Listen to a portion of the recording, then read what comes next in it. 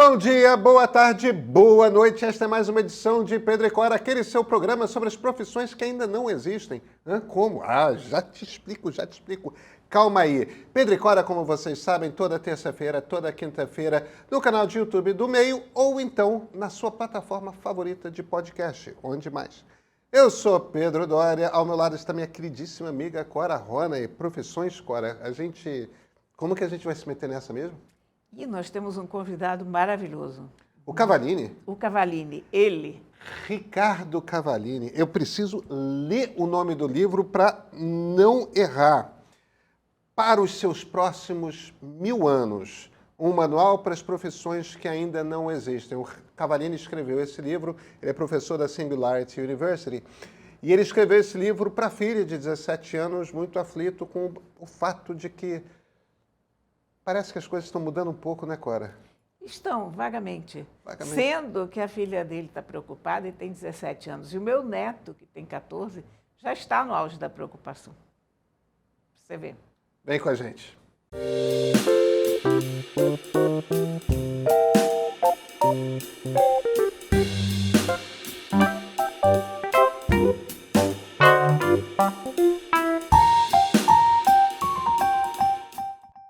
Ricardo Cavallini, me diz uma coisa, você tem 2 jornalistas aqui que estão conversando com você.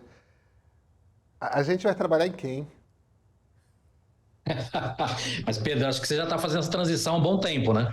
Você acho que foi um dos primeiros caras a entender que uma mudança de base tecnológica, ela é, na verdade, uma mudança de comportamento, de cultura e de negócios. Eu acho que é isso que a gente está discutindo hoje de novo, mais uma vez. Então explica melhor isso aí. Você jogou 3 itens. Eu não sei se eu sei de tudo isso que você está falando, não. Conta. Porque o que acontece, Pedro? Acho que há muito tempo atrás era muito difícil a gente explicar isso, né? A gente tem grandes economistas que estudaram isso e falaram sobre ruptura tecnológica e o impacto disso em economia, em empregos e tudo mais. Mas acho que para as pessoas isso ficou muito claro com a internet. Né? Lá no comecinho da internet, muita gente não entendia, achava que era só coisa do pessoal de tecnologia e tudo mais. E hoje é muito óbvio para a gente o quanto isso mudou a nossa vida, nosso comportamento, como é que a gente pede comida, como a gente namora, como a gente conversa, enfim. Ficou muito claro o impacto que isso tem nas nossas vidas e também no impacto nas empresas, né? O quanto isso mudou no ambiente corporativo, o quanto mudou no ambiente de negócios, as empresas novas que surgiram, as empresas que tiveram dificuldade com essa mudança. E o que nós estamos vendo agora é que nós vamos ter outras ondas, né? A gente pode dizer que agora a inteligência artificial é uma nova onda nesse sentido. E que novamente vai causar uma grande ruptura de mudança de comportamento, de cultura e de negócios. Você acaba de escrever um livro para a tua filha sobre os empregos do futuro, né? Isso eu acho fenomenal, porque eu estou sentindo uma preocupação da garotada em relação a isso. O meu neto, que tem 14 anos, chegou no outro dia apavorado o que ele vai fazer da vida, porque o ChatGPT vai acabar com todos os empregos, no que é que ele vai trabalhar. O que você conta nesse livro? Você dá alguma esperança para as crianças? Eu imagino que sim. E para quando? Pois é, você sabe que assim, acho que é uma decisão essa de carreira que sempre foi difícil para todo mundo. Mas acho que está muito mais complexo, Cora, porque não só a gente tem muito mais opções, mas tem esse fantasma da inteligência artificial, né? Você é arquiteto, será que vai resistir a IA? Você é programador, será que vai resistir? Vou fazer advocacia. Então, qualquer profissão que a gente fale hoje tem esse fantasma da IA que vai revolucionar e tudo mais. A minha filha está com 17 e a maneira que eu encontrei para ter essa conversa de uma maneira um pouquinho mais estruturada foi escrever um livro para ela. Né? A agenda deles é pior que a nossa, o foco deles é diferente do nosso. Então, eu achei que ela, além dos capítulos no tempo dela, eu conseguiria depois conversar e falar sobre medo, sobre desejo, o que ela concordava, o que ela ainda tinha dúvida, enfim. E depois disso eu falei, acho que o livro vai poder servir para outros pais e outros adolescentes para fomentar essa conversa. Então, a ideia do livro, mais do que dizer com certeza absoluta ou alguma fórmula mágica, é fomentar essa discussão. Né? E aí eu passo por alguns pontos. O primeiro é explicar como vai ser essa mudança, uma das diretrizes de como isso vai mudar o ambiente de negócios, explico para leigos quais são essas tecnologias que estão mais na ponta aí, por que elas vão transformar o mundo. E por último, mas não menos importante, entra numa discussão de escolha de carreira, né, que a gente tá acostumado aí a escutar muita fórmula mágica, né, como escolha o que você ama e nunca mais vai trabalhar na vida, mas também falar sobre que comportamentos, que tipo de coisas que a gente pode buscar e que vai ajudar a gente, qualquer que seja essa profissão. Por exemplo, criatividade, como é que a gente fomenta a criatividade, por exemplo, empreendedorismo, como é que a gente aprende coisas de empreendedorismo, porque se porventura a gente ficar sem emprego, nós vamos ter que criar nossos próprios empregos. Então, entra numa discussão aí de coisas que acho que podem ser relevantes para qualquer que seja a sua escolha. Cavalieri, vamos mergulhar um pouco mais nisso. Eu não imagino que você acredite que as pessoas vão ter uma carreira só, né? Eu acho que uma das discussões que eu tenho nessa escolha de carreira é falar não só. Isso já é muito comum, né, Pedro? Pessoas que mudam de carreira ao longo da vida, eu acho que vai ser cada vez mais comum, isso está no livro, mas tem um outro ponto que eu boto, pessoas com duas carreiras simultâneas, e eu acho que isso também vai ser cada vez mais comum. Pois é, como é que você se prepara? Porque a gente, nós temos essencialmente a mesma idade, a gente é da mesma geração, um aninho a mais, um aninho a menos. O mundo no qual a gente viveu é exatamente o mesmo mundo no qual a Cora viveu, no qual nossos avós viveram, no qual nossos... Ou seja, em essência, a gente fez, evidentemente, para pessoas com profissões de nível superior. A gente fez lá ensino fundamental, ensino médio, escolheu uma profissão, lá com 17, 18 anos escolheu uma profissão, prestou um exame vestibular, entrou numa faculdade, nos formamos e pronto. Ou você fica para fazer mestrado e doutorado e vai seguir carreira acadêmica, ou então você vira publicitário, vira advogado, vira engenheiro, vira médico e aquilo você será. Quer dizer, existia uma rota, um caminho que você tinha que seguir para ter... E se por acaso você fosse uma pessoa que descobrisse no meio da faculdade, ou pior, depois de formado, que você não gostava da profissão, aquilo era um inferno na terra para você conseguir se reorganizar sem uma grande perda financeira, um grande impacto na sua vida e tudo mais. Como é que você se prepara para um mundo em que você muda de carreira, em que você tem duas carreiras simultâneas? Como é que se estuda para isso? Como é que faz? A primeira coisa é a gente entender que essa situação ela é mais benéfica do que outra coisa. E eu, conversando com a minha filha e conversando depois com outros adolescentes, o que eu percebi, e que é meio óbvio até, é que ao entender isso, que existe uma grande possibilidade que eles mudem de carreira ao longo da vida, isso tirou um peso do ombro deles. Porque essa decisão que é muito complexa, no final é uma decisão que vai mudar o resto da sua vida, todos os dias da sua vida. Vai muito provavelmente decidir com quem você vai casar, né? Então, a partir do momento que eles entendem que isso pode acontecer uma mudança no meio da vida deles de carreira, isso tira um peso do ombro deles. Agora, falando sobre se preparar, acho que o mais importante é entender que a única constante é a mudança, né? Essa é a grande novidade hoje. As coisas sempre estiveram mais rápidas, só que hoje a gente sente isso em vida, né? E essa geração nova vai sentir não uma vez, vai sentir 2, 3, talvez 4 vezes, né? O que a gente teve com a internet, eles vão viver isso durante a carreira 2, 3, 4 vezes. Então, acho que o mais importante é entender que o que você aprende uma carreira, você leva para outra. Mas, quando a gente fala para jovens, é muito importante a gente falar sobre resiliência, né? Não adianta você fazer 2 dias de karatê e falar, não, agora eu vou pro basquete, o que eu aprendi no karatê eu vou levar pro basquete. Não, você não aprendeu nada no karatê, ficando 2 dias no karatê, né? Agora, você fez 1, 2 anos, 3 anos de basquete, agora vai para futebol, você vai levar aprendizado, seja como cuidar do corpo, como cuidar da saúde, seja o trabalho em equipe, enfim.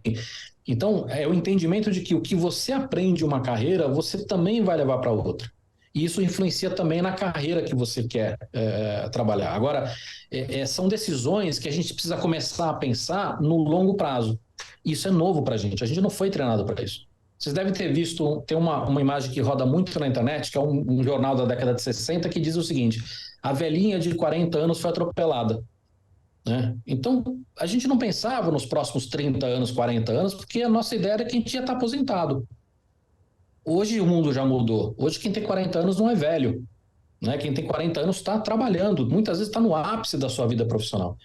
Então, a gente não aprendeu isso e agora a gente tem que preparar nossos filhos. Daí a grande dificuldade. Também acho que há uma dificuldade de a gente saber qual é o elenco de habilidades que vai permitir uma sobrevivência a essas pessoas, né? Porque na Sim. nossa época, a gente sabia o que a gente tinha que estudar, quer dizer, estava lá. Você era humanas ou exatas, basicamente. Se você ia para a medicina, você ia estudar isso e aquilo, e biologia, e não sei mais o que. Você tinha um elenco de temas. Eu acho que o elenco não existe mais. O elenco existe em linhas muito gerais, mas Mas eu acho que tem algumas habilidades, Cora, que a gente pode conversar, entendeu? Então, uma delas é a gente falar sobre aprendizado contínuo, né? Antigamente eu escutava uma frase que era assim: se você é de humanas, vai fazer advocacia, se você é de exatas, vai fazer engenharia, se você não é nenhum nem outro, vai fazer administração. Agora, a medicina, só se você tiver um pai ou mãe médico, ou se você ama muito essa ideia, porque é uma profissão que você vai ter que estudar o resto da vida. Que profissão hoje que você não tem que estudar o resto da vida? é. Então, acho que quando a gente fala de aprendizado, acho que está muito mais ligado a habilidades, né, do que outra coisa. E questões novas, assim, a gente nunca se preocupou com saúde mental. Hoje a gente entende o quanto isso é relevante. Então, acho que está muito mais a gente entender que esse percurso ele vai requerer algumas habilidades que vão funcionar para qualquer que seja a carreira, né? Eu tinha citado criatividade, é uma delas. Né? Eu acho que empreendedorismo, no sentido amplo da palavra, né? Não importa se é o intraempreendedorismo, né? Você como executivo, ou se é você realmente empreendendo, eu acho que isso é uma coisa que a gente precisa cada vez mais aprender. Né? Por exemplo, a gente precisa aprender a vender. Né? Você pega uma pessoa, por exemplo, que vai abrir uma startup, ela tem que vender a ideia e a equipe para o investidor. Depois ela tem que vender os sonhos para os sócios. Depois ela tem que vender o produto para os clientes. Então, quando eu falo de vender, é vender no sentido amplo. Então, eu acho que tem uma série de habilidades que fazem sentido para qualquer que seja a nossa carreira. A gente vê hoje a importância das redes sociais e se posicionar e ter uma presença nas redes, enfim. Então, acho que tem questões aí que ajudariam em qualquer uma dessas carreiras. E eu acho que esse é o ponto. A gente tem que começar a pensar num cenário onde as coisas vão mudar o tempo todo, mas algumas coisas não mudam, Cora. Saúde mental não muda. A necessidade de você saber se vender, seja para o mercado, seja ter uma imagem da tua marca, enfim, essas coisas não mudam. Cavaline, eu acho que você pegou um ponto aí que me parece chave. Vamos explorar um pouco mais essa ideia de saúde mental.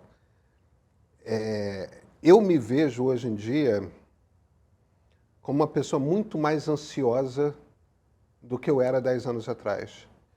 Eu posso apostar que você se relaciona com a sensação. Ou talvez você tenha descoberto algum milagre, mas aí você compartilha. A impressão que eu tenho é que, por mais que eu esteja confortável com o mundo em eterna mudança, e eu tô, tá?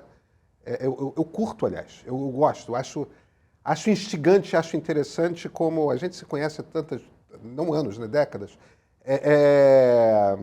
A mesma coisa, Cora, nós três aqui, a gente gosta dessa coisa mudando sempre, sempre ficando diferente e se transformando, e as possibilidades que tecnologia abrem de criação e de como que a gente implementa e tal, a gente gosta disso. Mas tem gerado mais ansiedade. Você acha que isso é um problema de nós pertencermos a gerações que foram criadas no século XX e, portanto, somos meio que migrantes nesse mundo novo? Ou você acha que é uma coisa para a qual não tem solução aparente e a mudança sempre virá com ansiedade? Olha, Pedro, eu não sou um especialista nesse assunto, tá? Mas assim, eu vejo que esse, como muitos outros assuntos, eles não são geracionais. Eu acho que essa nova geração, ela tem um problema de saúde mental muito grande. mas a gente também tinha. Só que eu e você, a gente é de uma época que se falava que isso era frescura, né? Não existia estresse. Né? O estresse é uma palavra que foi inventada quando a gente já era velho, né? Então, eu acho que tem um ponto também que a gente tem que levar em conta, que é a nossa geração, ela desconhecia isso.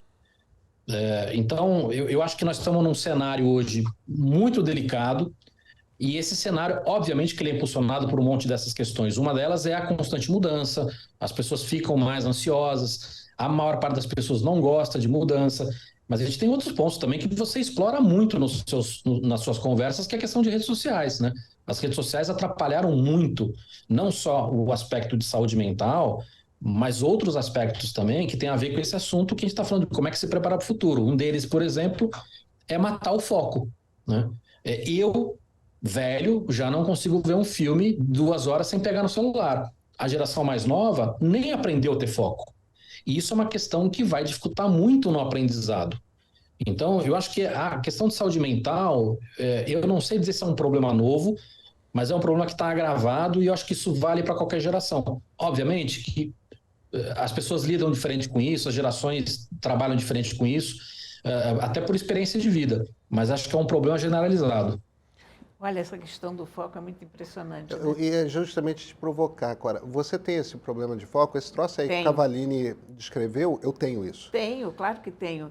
E no outro, essa semana mesmo, uma amiga minha foi assistir. Ah, quem é que foi? A minha cabeça está ruim hoje, gente, porque eu passei por uma microcirurgia no olho, então fiquei um pouco tensa. Então, perdoem a coisa meio randômica, mas Renata Couto, nossa amiga, que está em Sim. São Francisco, foi assistir a ópera sobre Steve Jobs. Ela, aliás, vai conversar conosco Isso. sobre a ópera. E ela disse, que coisa maravilhosa, que a ópera, inclusive, é relativamente curta. Porque todo mundo fica dentro do attention span de todo mundo.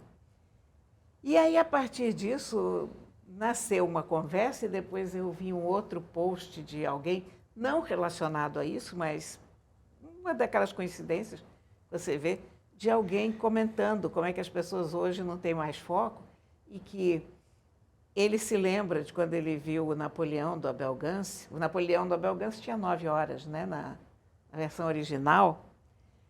Eu vi Napoleão de Abel Gance com 4 horas e meia. Eu assisti Berlim Alexanderplatz, que tinha 9. Alexander Nevsky, do Eisenstein, também tem um troço Não que é é uma tão coisa... grande, não. Eu que tenho memória. Alexander Nevsky, Não, é o Ivon Terrível que é grande. Ivon Terrível tem 2 partes. É. O Alexander Nevsky deve ter 1 hora e meia, 2. Não, eu confundi com o Ivon Terrível. Não, Ivon Terrível em 2 partes. Que ela por cima é mudo, né? É mudo, mas o Napoleão São 4 é horas mudo. de filme mudo, 3 horas e meia. Napoleão é mudo. E Napoleão foi a experiência de cinema mais interessante da minha vida, porque foi a restauração que o Coppola fez. Isso é um filme que foi feito em 1927, com a tecnologia que havia naquela época, mas muita tecnologia que o Abel Gance inventou em cima. Agora, é uma coisa maluca que você está descrevendo. Eu estou lembrando de assistir Intolerância, do D.W. Griffith, Intolerância do Griffith. que é um outro filme, que é pior, né? De 1914, 1915. Mas Intolerância é um pouco mais curta, são 3 horas. Pois é, um filme mudo só de 3 horas. Olha as coisas que a gente fazia, Cavallini. Mas deixa eu te contar do vocês Napoleão do Abel são muito, Gance. vocês são muito eruditos, mas acho que Não, as mas pessoas... esse Napoleão que eu pessoas, vi... Olha, esse Napoleão Mas foi no Teatro Municipal, era com orquestra. Ah, que barato. Tinha uma trilha sonora que foi composta pelo pai do Coppola, um camarada chamado Carmine Coppola. Infelizmente, ele não me seduziu como compositor. Eu detestei a trilha sonora, mas o filme achei sensacional e aquela sensação de estar no Municipal vendo aquele filme. E o final é com 3 câmeras diferentes. Olha, o Abel Gance era um gênio, né? Mas eu acho que as pessoas normais, não tão eruditas quanto vocês, acho que tem um exemplo melhor que assim, a gente parava para escutar música, Pedro. Pois é.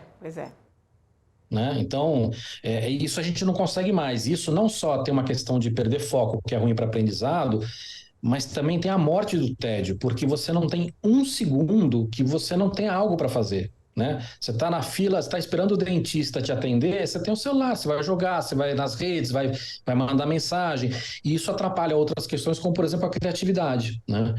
O tal ócio criativo, enfim.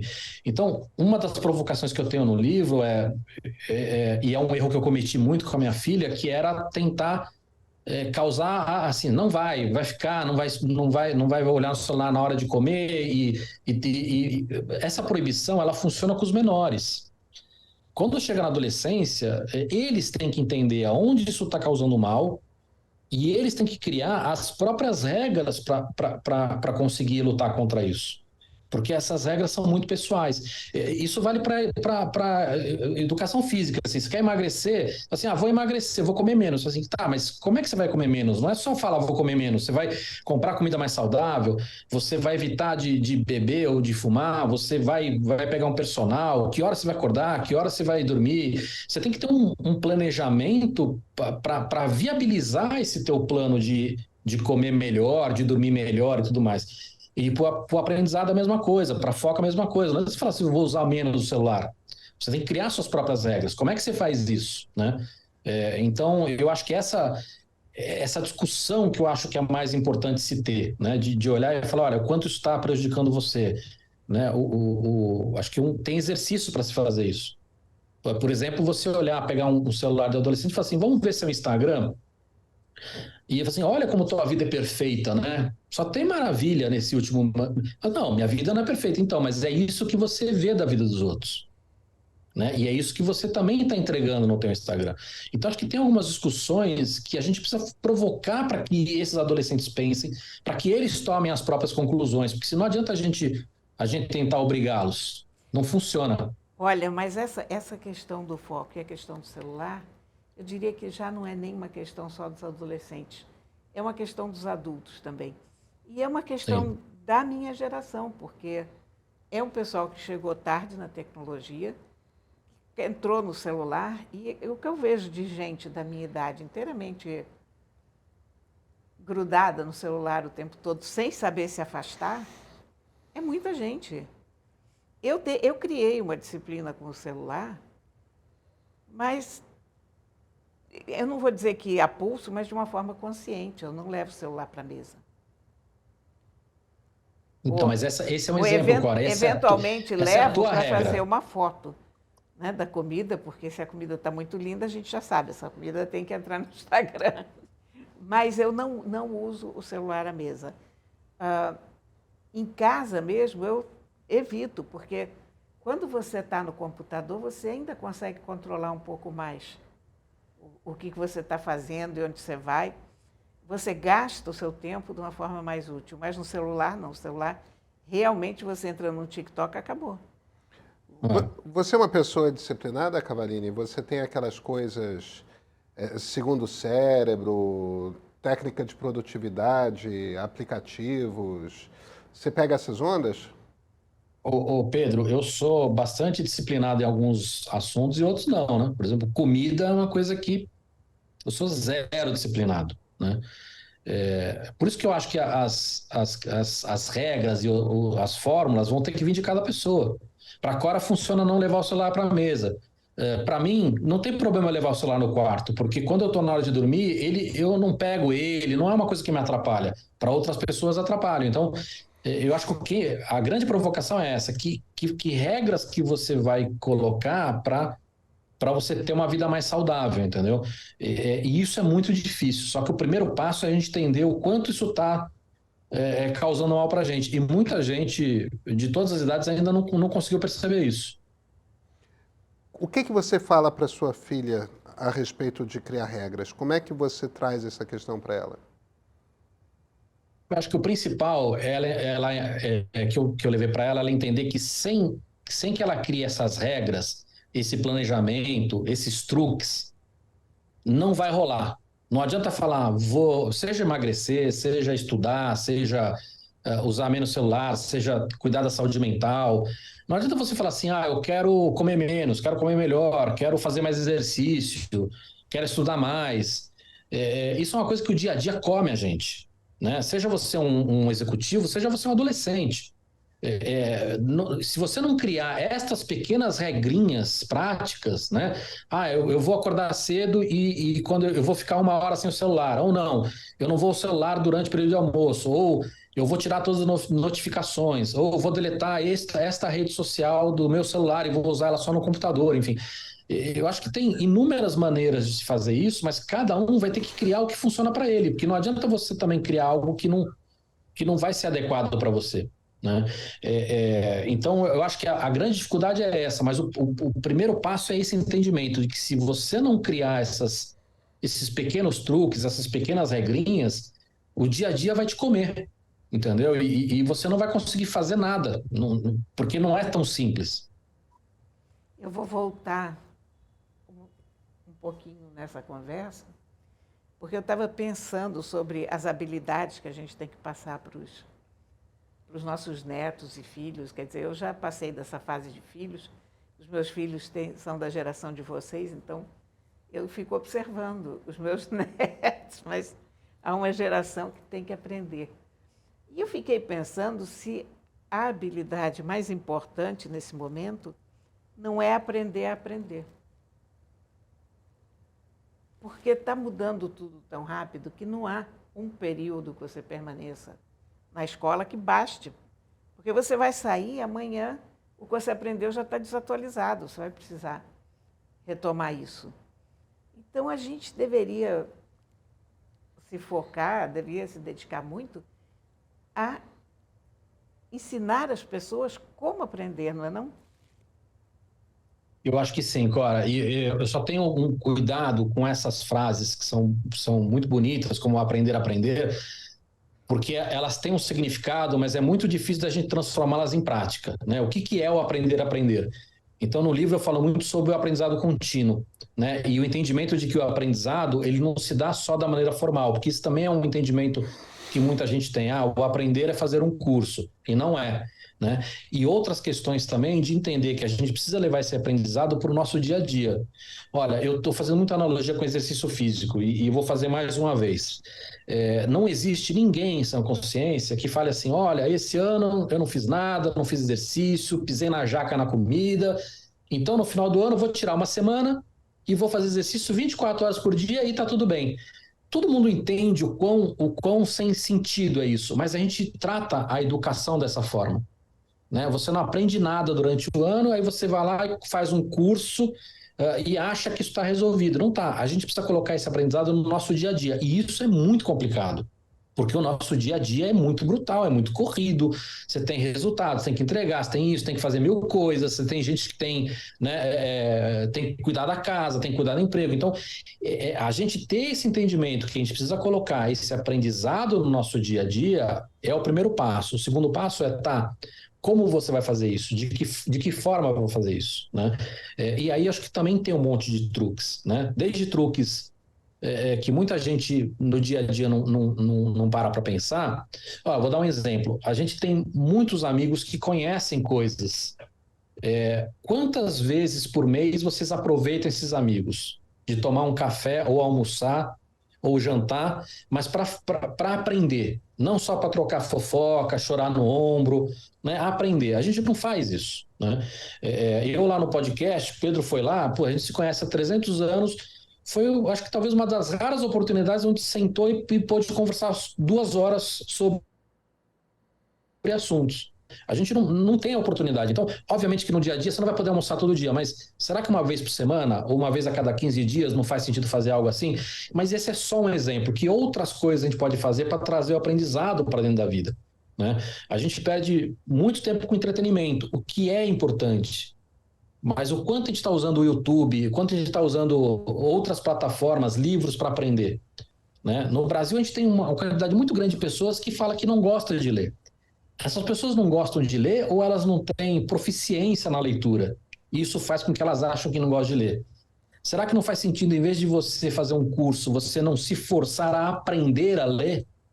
Porque muita gente que fez isso descobriu que ama ler. Então, acho que tem umas provocações em relação a como manter esse aprendizado contínuo que a gente precisa parar para pensar.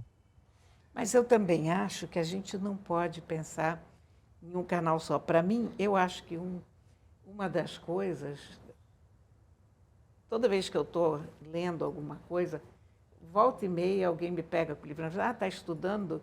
Quer dizer, a pessoa associa o livro com o estudo. Não, eu nunca pensei que eu estava com o livro na mão estudando, eu sempre estou lendo. Ler para mim é uma coisa profundamente agradável. Estudar, nem tanto. Estudar tem uma ideia de compromisso ou de finalidade que a leitura não tem. Então, é a forma como você percebe.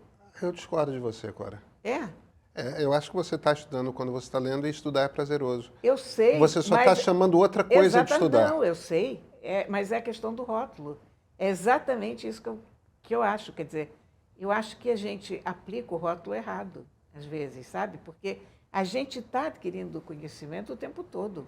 Quando você vai no YouTube, se você não está vendo uma coisa inteiramente idiota, você está vendo um YouTube de viagem, por exemplo, você está aprendendo muita coisa sobre outro país. Eu aprendo imenso no YouTube. Pois é.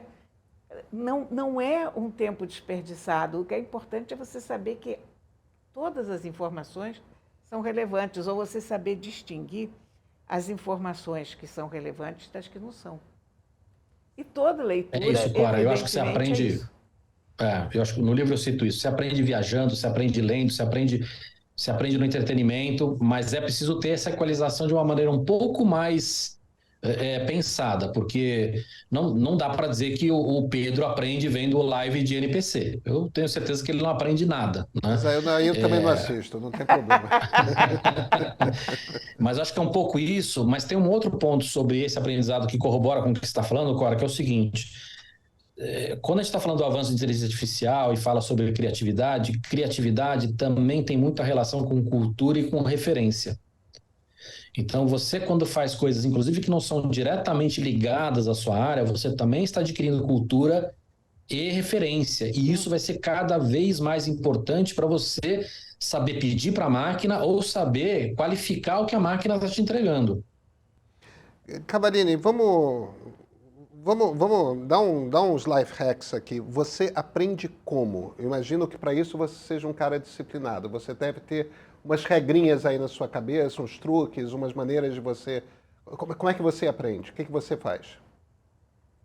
Acho que o mais importante é o que eu falei, assim, eu todo dia eu penso o que eu aprendi esse dia, o que eu aprendi essa semana, o que eu aprendi esse mês. Se essa resposta ela não é satisfatória, eu preciso equalizar isso no mês seguinte, na semana seguinte, no dia seguinte. E porque não é possível você aprender todo dia. Você tem dias mais corridos, menos corridos, tem semanas complicadas, menos complicadas, mas acho que o primeiro hack é esse, é você estar sempre se perguntando o que eu aprendi hoje, o que eu aprendi essa semana, o que eu aprendi esse mês, porque a hora que você começar a responder o que eu aprendi esse semestre, você já está atrasado e vai ser muito difícil repor. Essa é a primeira coisa. A segunda coisa, como a Cora falou, é entender que a gente pode aprender de formas muito diferentes e começar a criar maneiras de fazer isso. Eu, por exemplo, aprendo muito ensinando. Então, eu estou sempre inventando alguma coisa nova, algum curso, alguma palestra, alguma coisa, porque isso me força a aprender aquilo. O podcast que eu faço por um monte de motivos, entre eles experimentar comidas diferentes, mas também é uma maneira que eu tenho de aprender. Porque eu vou receber um convidado, eu estudo esse convidado, eu estudo o tema, eu me preparo para isso. Então, eu acho que tem... mas o principal é você entender que você precisa inserir esse aprendizado no seu dia a dia, né? E a partir daí você vai criar maneiras e situações. Almoço, por exemplo, café é uma delas, então eu estou sempre marcando com amigos. Eu acho que as pessoas podem achar as próprias maneiras, né? Você quer ver uma coisa que é super antiga e que as pessoas não fazem tanto mais? Clube do Livro, né? Pedro, você vai ler esse livro, Cora vai ler esse, eu vou ler esse, e depois vamos sentar para tomar vinho e conversar, e cada um vai dizer o que aprendeu, discutir, conversar. É isso entretenimento ou isso é aprendizado? É as duas coisas. Você sabe uma coisa que é uma mudança recente na minha rotina e que mudou radicalmente minha vida? Um app que eu não sei se você conhece, Cavarini, não sei se você conhece, Cora, chamado Readwise. Não. O Readwise é um app que fica entre as coisas que você marca e um app de banco de dados tipo Evernote, tá? O que o Readwise faz? O Readwise pega tudo que eu sublinho em livro de Kindle, vai para o Readwise. tudo, eu uso um app de podcast chamado Snipped. Esse app de podcast te dá a habilidade de fazer notas em podcast. Então, quando eu estou vendo podcast, alguma área me interessa, eu vou lá e faço uma marca. Eu uso o Instapaper para tudo quanto é artigo de internet e tal. Eu marco todas essas coisas que eu sublinho, vão para o Readwise. E o Readwise encapsula tudo, organiza isso e joga no Evernote, que é o meu aplicativo de banco de dados. Agora, o divertido do Readwise é o seguinte. Todo dia de manhã, ele joga para você aleatoriamente 10 coisas que você sublinhou na vida. Ah, que interessante. Tipo, em livro que você leu no Kindle 10 anos atrás e você não lê e que você fez aquele negócio. E são 10 coisas sublinhadas, absolutamente aleatórias, que pode vir de podcast, pode ver isso, pode ver daquilo. Eu passei a sublinhar muito mais por conta da surpresa que o Readwise... E é um troço impressionante, porque uma coisa, às vezes, que estava te preocupando 3 anos atrás, 5 anos atrás, que é um assunto que não passa mais pela sua cabeça, mas que naquele momento você estava lendo muito sobre aquele assunto por qualquer motivo, de repente, aquele um parágrafo pinta na sua frente, aleatoriamente por causa desse aplicativo, e você faz 3.000 conexões novas. Gente, isso é sensacional. Cavarini, esse troço é um troço meio que botar uma máquina aleatória de coisas que já te interessaram na vida na sua frente de vez em quando. Eu estou adorando essa experiência. Muito legal. Eu não conhecia, vou testar. Mas acho que tem muitos truques que a gente pode aprender e ensinar para os outros. Você está falando desses aplicativos. Eu uso Pockets, mas eu uso de uma maneira muito interessante, que é o seguinte: todos os artigos ou textos longos que eu encontro, eu nunca leio na hora. Eu também Eu jogo não. eu jogo tudo no Pocket, porque o que acontece? Se eu tenho que ler na hora, eu paro o que eu estou fazendo, me atrapalho o que eu estou fazendo, e eu acabo lendo muita coisa que nem é tão relevante. A hora que eu jogo no Pocket, e aí uma vez por semana, eu tento me policiar de ir lá no Pocket e falar assim, cara, o que disso aqui realmente eu vou filtrar? E aí eu jogo muita coisa fora, que eu teria perdido tempo lendo, que eu não vou ler. E, ao mesmo tempo, eu faço essa leitura sem o celular. Eu deixo o celular longe, sem notificação, sem nada, fecho aplicativos e tudo, e aí eu faço essa leitura de uma maneira condensada, muito mais prática. Então, é disso que nós estamos falando, assim, que truques, sejam com aplicativos muito legais como esse que você falou, ou coisas simples, que a gente vai usar para poder colocar o aprendizado na nossa vida, porque senão o dia a dia come a gente. A gente tem sempre muita coisa para fazer, mensagem que chega, coisa que tem que entregar, assim, e aí você não consegue se organizar para isso. Olha, texto longo é um dos grandes perigos da vida. Você nunca deve ler, a não ser que seja alguma coisa daquele momento. Sei lá, temos uma guerra agora, você não vai deixar para ler a análise disso daqui a uma semana. Mas aqueles textos da Atlantic, por exemplo, são maravilhosos, ou da New Yorker, que você adora. Se você emburacar naquilo, é isso que o Cavallini falou. Você perde um tempo gigantesco. Se você carrega isso para o Pocket, carrega isso para o Kindle, eu ando muito para o Kindle mesmo, sabe? E aí você descobre que muita coisa você não está interessado realmente, que te chamou a atenção, exatamente. Por acaso, não sei se em cargas d'água, mas por que eu queria ler isso, né? Tem uma outra coisa que eu faço, que eu duvido que você vai fazer, porque eu acho meio escroto esse meu comportamento, mas eu recebo muita coisa para ler, né? Vocês devem receber também, muita gente manda, lê isso aqui, lê isso aqui, lê isso aqui, e todo mundo que manda eu falo assim, me resume em um tweet por que eu tenho que ler isso aqui. Genial. E as pessoas, não, lê. Não, assim, cara, eu recebo 1 milhão. Se você não resume, se você quer que eu leia, me resume em um tweet por que eu tenho que ler isso aqui. Entendeu? E aí eu vou decidir se é relevante ou não. Né? As pessoas não gostam muito de escutar isso, mas isso tem me ajudado bastante. Agora me diz uma coisa, a gente está falando aqui, a gente gosta de aprender. Então a gente está sempre, essa conversa que a gente está tendo aqui é exatamente isso, né? Isso é uma fonte de prazer para a gente. A gente tem que ser organizado, a gente tem que ser disciplinado, mas a gente gosta dessa brincadeira. Como que isso se relaciona com profissão, Cavallini? Ou o quanto que isso se relaciona com as profissões deste mundo do século XXI em que a gente está entrando? Pedro, acho que de muitas maneiras, né? Uma delas eu já citei aqui, que é a questão de referência e cultura. A gente precisa cada vez mais conhecer muita coisa, porque você tem, inclusive, neurocientistas que falam sobre isso. O cérebro, ele não cria nada. Ele mescla, ele entorta, ele distorce, né? A criatividade, ela é a junção dessas nossas experiências, dessas nossas referências, dessa nossa cultura. Então, a gente precisa estar sempre aprendendo coisas novas, conhecendo coisas novas. Por isso que a gente está falando que você aprende em viagem, aprende com livro, aprende com um documentário, aprende com um filme, aprende com, enfim, aprende de diversas formas, mesmo sendo um livro de romance. Outra coisa é aquele entendimento de que a gente precisa estar sempre aprendendo, porque as profissões estão sempre mudando e cada vez isso vai ser mais constante. Então, não importa qual profissão você escolha, você vai ter que estar sempre aprendendo. Então, se você não se organizar e não entender como é que funciona o aprendizado para você e começar a evoluir isso, você vai ter muita dificuldade na sua carreira, seja ela qual for. Olha, é exatamente isso. Você tem que descobrir o que funciona para você, né? Como é que a tua cabeça como a tua cabeça funciona e por que caminho você vai? Porque de repente você pega aquelas fórmulas, tem que passar 2 horas fazendo o dever de casa. Não vai dar certo com um e não vai dar certo com o outro. Ô, Cora, e a gente foi treinado de outra forma, né? Que assim, agora você vai sentar aí e você vai estudar a tarde inteira. Né? Agora você não vai usar o celular. Agora, obviamente, quando a gente fala dos menorzinhos, você tem que ter essa disciplina, tem que ter esse direcionamento. Mas quando vai chegando na adolescência, se a gente não dá subsídios e argumentos para que eles entendam o problema e eles mesmos passem a ser donos da própria vida, obviamente que você pode, né, dar uma forçada, mas assim, não vai adiantar, né? E eles vão ter que aprender o que é bom e ruim, porque não adianta só a gente dizer redes sociais é uma desgraça, porque não é verdade. Também tem muita coisa boa. Hoje, muitas das profissões mais democráticas do mundo passam pelas redes sociais, né?